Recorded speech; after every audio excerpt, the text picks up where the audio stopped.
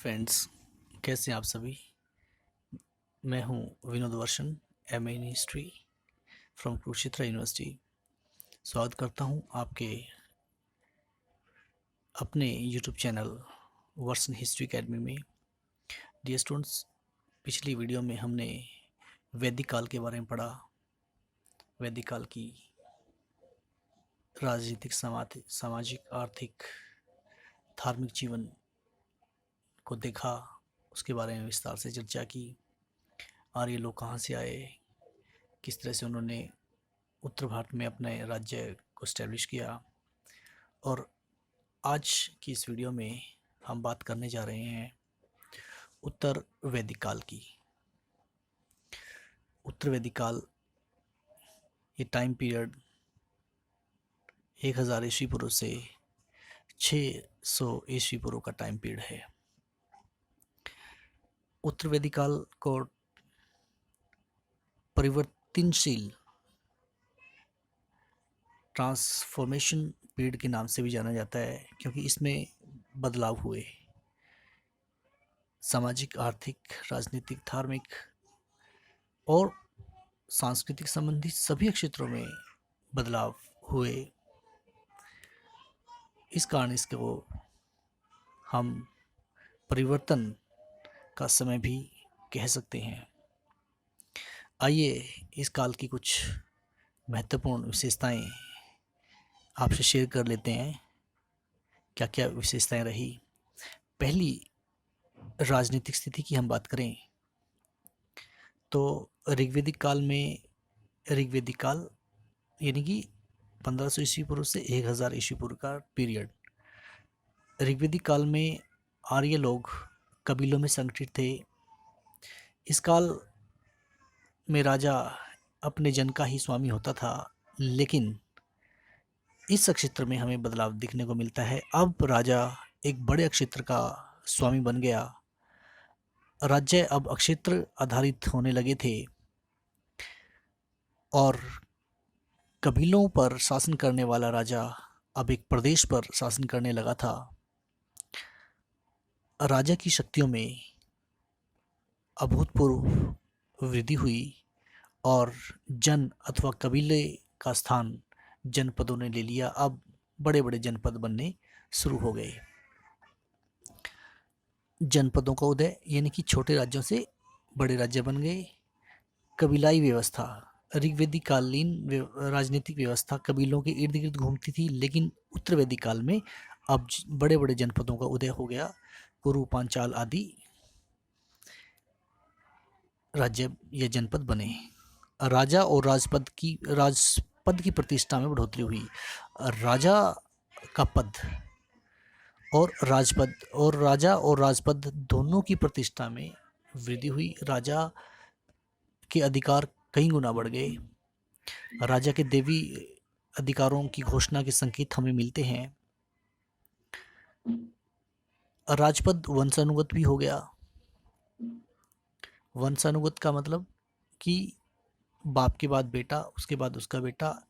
राजपद, राजा का पद अब वंशानुगत हो चला था और राजा की शक्तियों में भी बड़ी वृद्धि हुई।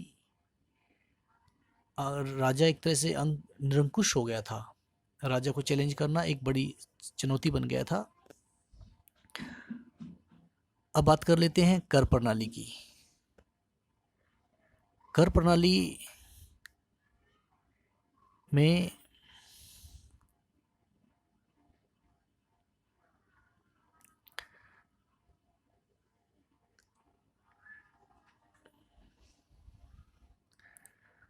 कर में बढ़ोतरी हुई।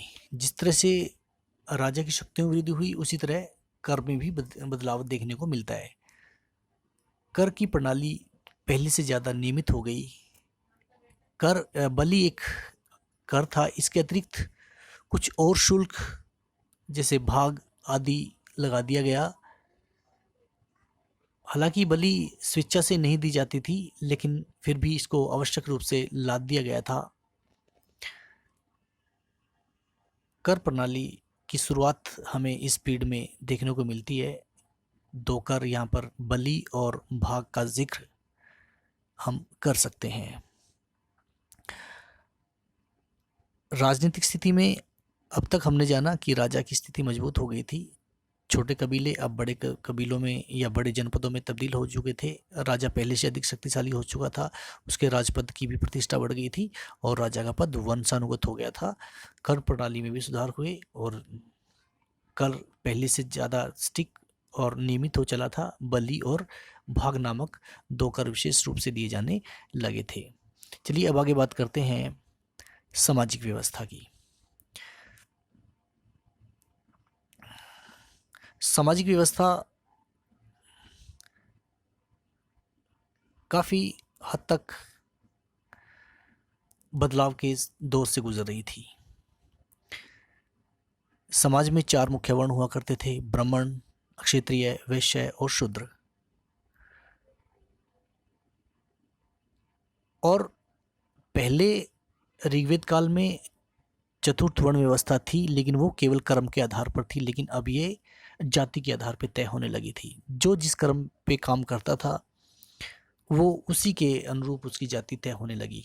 जैसा कि मैंने आपको ऋग्वेद काल में बताया था कि वर्ण व्यवस्था में ब्राह्मण सर्वोपरि, क्षत्रिय, वैश्य और सबसे निचले पायदान पर हमें शूद्र नजर आते हैं। तो यदि हम यहाँ पर देखें तो बिल्कुल ब्राह्मण यहाँ पर हमें नजर आते हैं।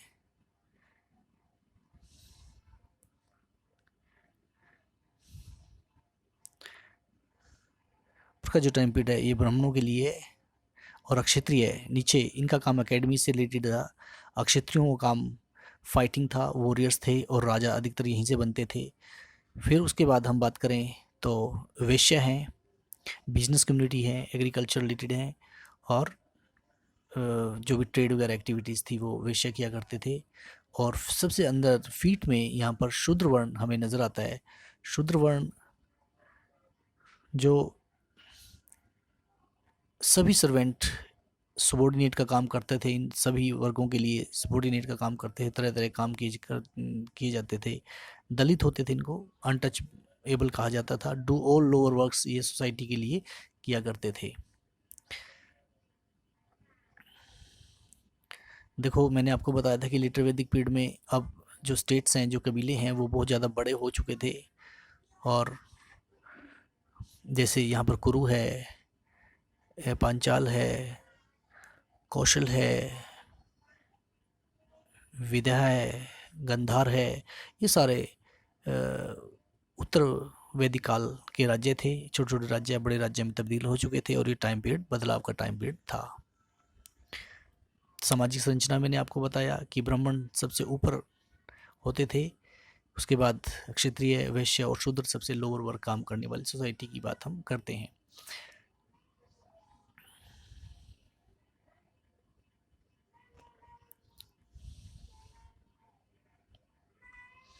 क्लासिफिकेशन ऑफ सोसाइटी की बात मैंने आपको बताया कि 4 वर्ण मुख्य रूप से काम करते थे। 4 वर्णों का भी जिक्र किया मैंने। मोर रिजिड सोसाइटी थी, हेरिडेटरी थी, यानी कि सोसाइटी में हेरिडिटरी पॉइंट यहाँ पर आ गया था।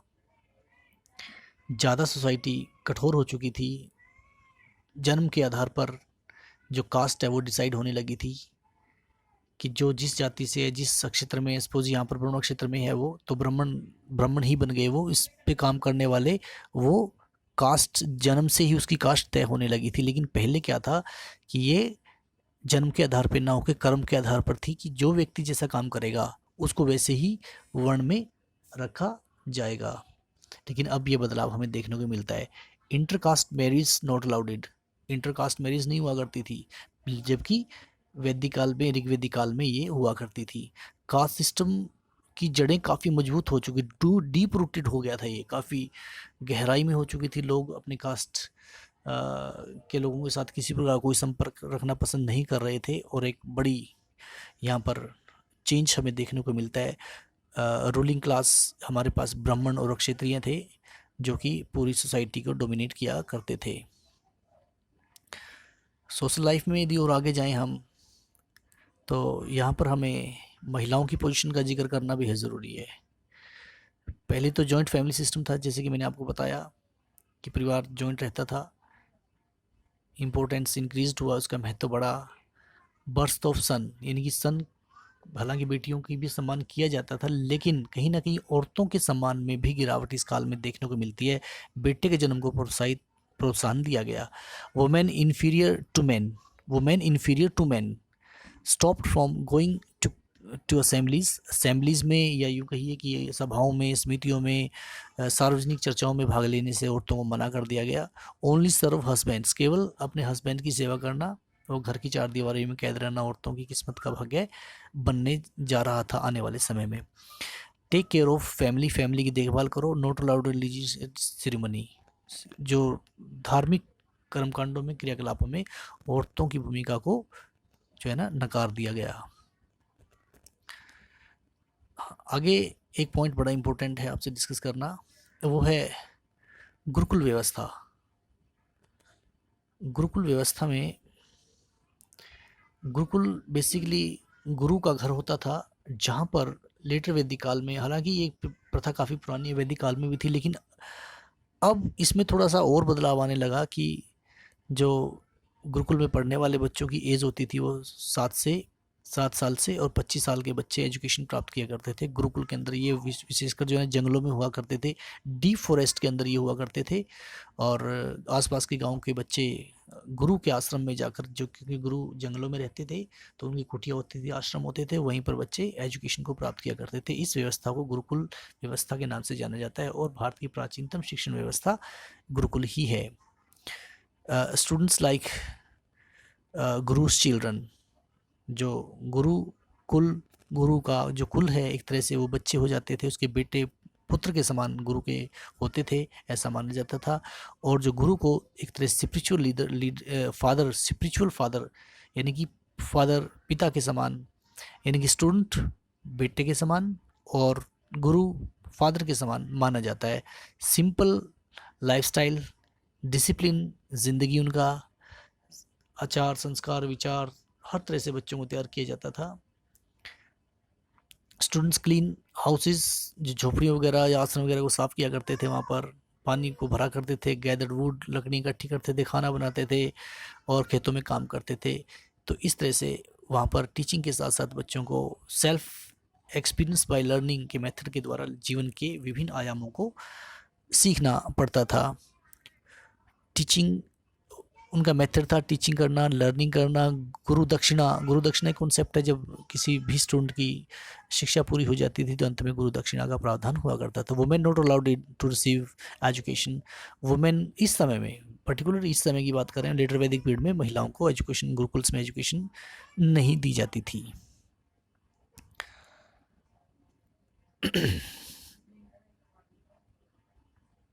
तो हमने ये सारा टॉपिक क्लियर कर लिया है। चलिए अब थोड़ा सा आगे चलते हैं।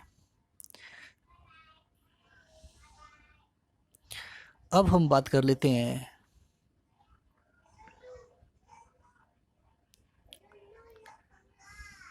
इसके धार्मिक जीवन की। ऋग्वेदिक देवताओं की प्रतिष्ठा में कमी हो गई। ऋग्वेदिक देवता जो हुआ करते थे, चाहे वो इंद्र है, वरुण है, इत्यादि है, अब उनकी लाइफस्टाइल में हमें चेंज देखने को मिलता है।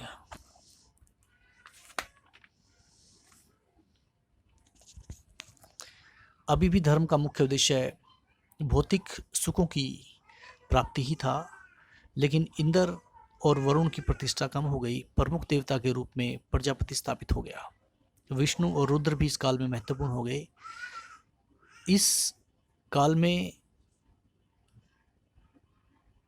ब्रह्मा, जिसे ना इस प्रकार गुप्त काल में ब्रह्मण विष्णु महेश की अवधारणा विकसित हुई, और उसका जो बीज है वो यहीं तैयार हो गया था। इनकी इस काल में अब ब्रह्मण विष्णु महेश की इम्पोर्टेंस बढ़नी शुरू होगी, जो बाद में आने वाले समय में ब्रह्मा विष्णु महेश की जो अवधारणा है उसको वो बनते हुए देखते हैं। वरुण अब मात्र समुद्र का देवता हो गया। पूषण अब शूद्रों के देवता के रूप में स्थापित होने लगे थे। देखो, वैदिक परंपरा में यज्ञों का महत्व प्रारंभ से ही रहा है। प्रार्थना की जगह पहले प्रार्थना थी, लेकिन अब यज्ञ इंपॉर्टेंट होने लगे। यज्ञ में बड़ी समस्या थी कि पशु बलि पर बढ़ोतरी हो गई, बहुत ज़्यादा मात्रा में पशुओं की बलि देनी शुरू हुई, जो कि एक नकारात्मक भारतीय अर्थव्यवस्था, उस समय की अर्थव्यवस्था के लिए एक बड़ी नकारात्मक चीज़ थी, क्योंकि पशु मुख्यतः एग्रीकल्चर में काम आते थे। तो यज्ञ आदि में पशु बलि में बढ़ोतरी हुई। पुनर्जन्म सिद्धांत का विकास हुआ। पुनर्जन्म, ऐसा विश्वास किया जाने लगा कि मरने के बाद भी अगला जन्म होता है। ये अवधारणा इसी काल में डेवलप होती है। ब्रह्म की अवधारणा सामने आई। माना गया कि ब्रह्म एकमात्र सत्य है। विश्व की उत्पत्ति, स्थिति और विनाश का कारण ब्रह्म ही है। वह संसार का मूल तत्व है और संसार उसी की अभिव्यक्ति करता है। ऋग्वेदकालीन अर्थव्यवस्था की बात करते हैं। देखिए, पशुपालन की जगह कृषि पेशा बन गया। ऋग्वेदिक काल में गाय महत्वपूर्ण पशु हुआ करता था और पशुओं से ही उनकी आमदनी और लेन देन का काम होता था। लेकिन अब धीरे धीरे कृषि मुख्य पेशा बनने जा रहा था, लेकिन पशुपालन भी एक महत्वपूर्ण पेशा था।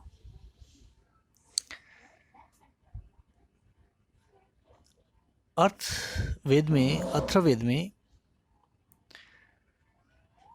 एक जगह पर गाय, बैल और घोड़े की प्राप्ति के लिए इंद्र से प्रार्थना की गई है।